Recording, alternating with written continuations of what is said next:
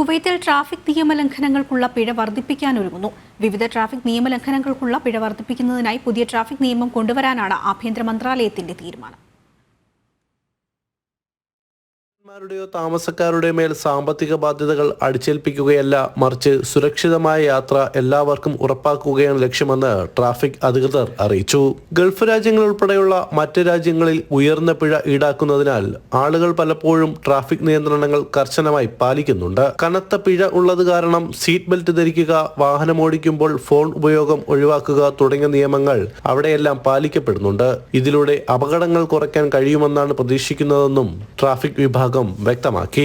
Traffic നിയമലംഘനങ്ങൾ traffic അപകടങ്ങളുടെ തോത് വർദ്ധിപ്പിക്കുന്നുവെന്നുള്ള പഠനങ്ങൾ വന്നതിന്റെ പശ്ചാത്തലത്തിലാണ് നടപടി. ഇതിന്റെ ഭാഗമായാണ് ട്രാഫിക് നിയമലംഘനങ്ങൾക്കുള്ള പിഴ വർദ്ധിപ്പിക്കാൻ ഒരുങ്ങിയിരിക്കുന്നത്. പിഴ വർദ്ധിപ്പിക്കുന്നതിനായി ആഭ്യന്തര മന്ത്രാലയം പുതിയ ട്രാഫിക് നിയമം കൊണ്ടുവരുമെന്നാണ് റിപ്പോർട്ടുകൾ.